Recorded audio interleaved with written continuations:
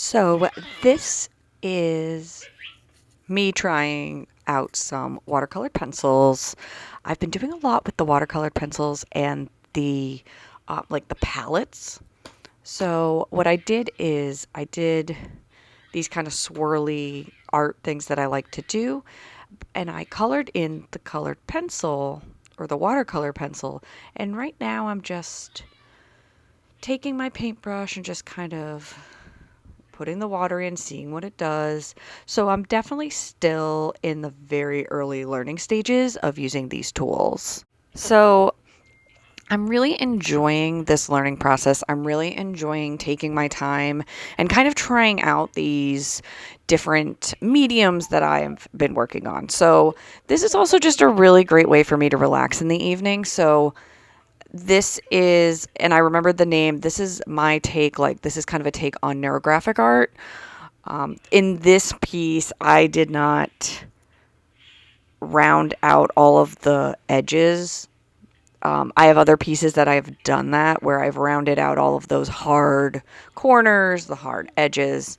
This one was just kind of me experimenting with the watercolor pencil, and a lot of times when I'm done with the color, I'll go back with a thicker marker, and sometimes I do it then too.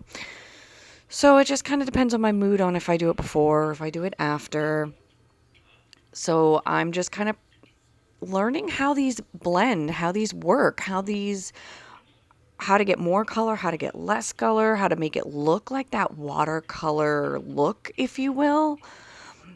You'll see that I have all of my different supplies off to the side, and I'm actually going to walk you through what I'm using as well. And I'm also sitting here learning like what colors I like and what colors kind of speak to me in some of these. Like a lot of these beginning ones, I have been doing like rainbows where I just pick one of every color and just kind of use them. But now, as I'm doing some of these, I'm also doing more color themes. So I'm picking like a specific color family and just using that. My next step is also going to be learning how to like blend some of these and just kind of play with how to do that. So I'm having a lot of fun just learning how to kind of do these things. And that's okay. And I'm just kind of going through the process and enjoying the journey. And it's okay to make mistakes. It's okay to do something and be like, you know what? I really just don't like that. So that is just part of the fun. That's part of the journey. That's part of getting better at something.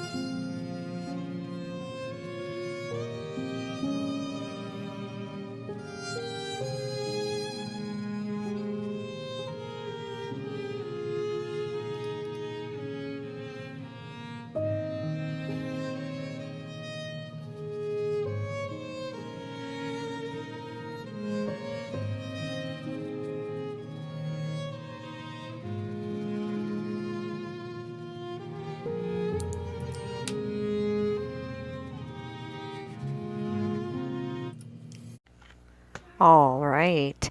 And now that we are done with that, I wanted to go over some of the colored pencils that I'm using.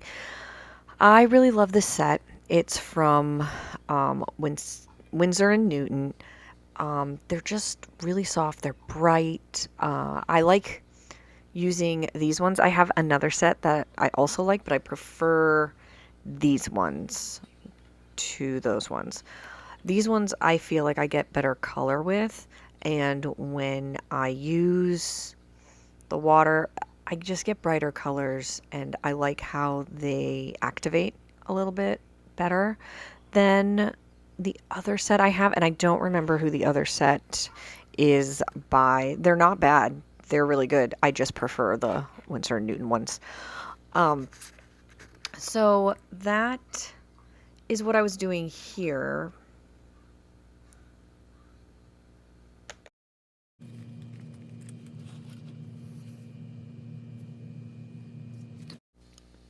Next, we're going to look at the brushes that I've chosen to use. So I'm using this little travel kit that I got off of Amazon, so I'll link it down below.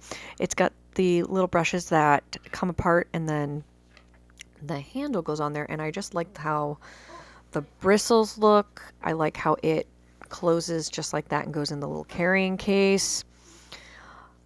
So they are just really nice. They're really handy. The little case is just super soft. So it has a nice selection of brushes and keeps them safe. So they don't get damaged, they don't get lost. It's easier to keep track of them too, I find, in my art bag. So I really like these ones. The other thing that I really like is the variety of sizes. Oh, I have another set. So this set I also use. It doesn't have as many brushes as the first one. And it has, like, this one's a 6. I think it has a 6, a 12. So there's the company that made them, but like I said, I will link both of them down below. But I do like having that ending piece where they fold it up into themselves so that the bristles get protected, because I don't want them to get ruined when I just put them in a bag and things like that.